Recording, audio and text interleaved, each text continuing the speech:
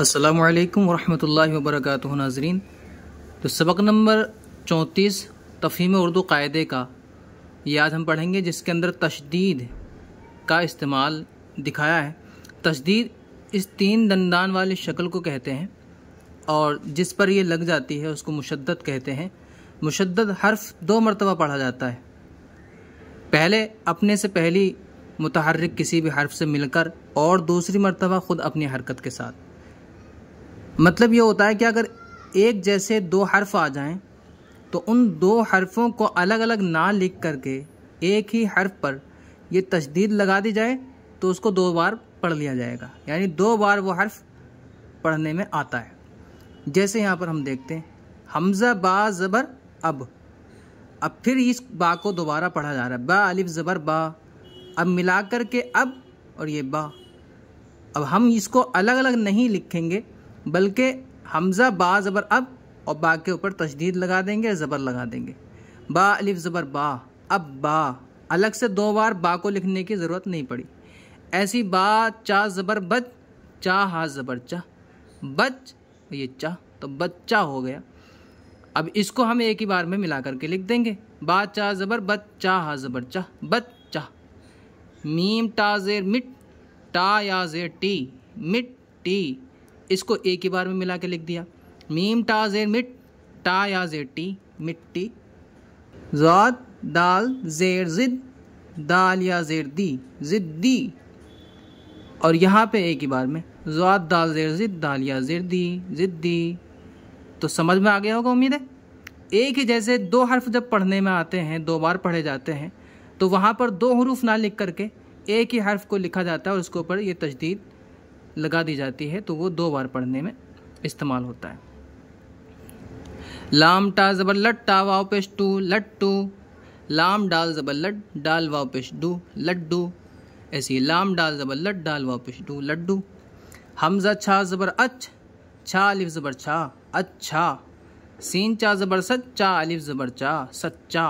बा चा ज़बर बच, चा या ज़ेर ची, बच्ची।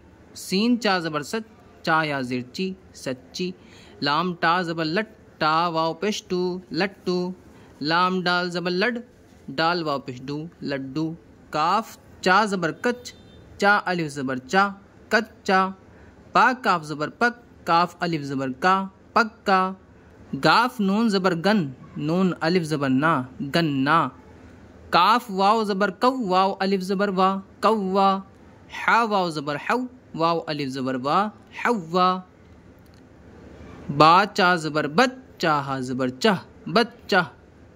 गैन स्वाद पेश गुस, स्वाद हा ज़बर सह, गुस्सा। काफ चा ज़बर कच, चा बड़ी ज़ेर चे, कच्चे। खा टा ज़बर खट, टा बड़ी ज़ेर टे, खट्टे। ऐन जा ज़ेर इज़, जा ता ज़बर ज़त, इज़्ज़त। ज़ाल लाम ज़ेर ज़िल, लाम ता ज़बर लत, ज़िल्लत। मीम पेश मुँह, काफ दाल ज़बर क़द, मुक़द्दर ज़बर दर, मुक़द्दर। मीम पेश मुँह, काफ रा ज़बर क़र, मुक़र, रा ज़ेर रिर, मुक़र्रिर।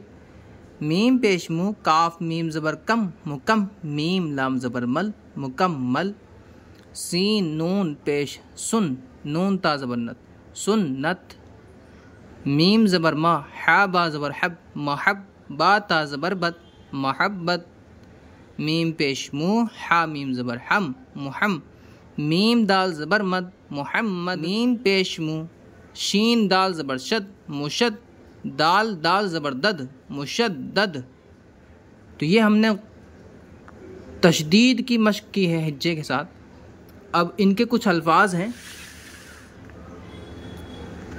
इन अल्फाज से बने हुए जुमले, यानी तशदीद वाले जुमले हैं यहाँ पर, तो इनको हम पढ़ लेते हैं। बच्चा अच्छा है, गुस्सा मत करो, क़िस्सा सुना दो।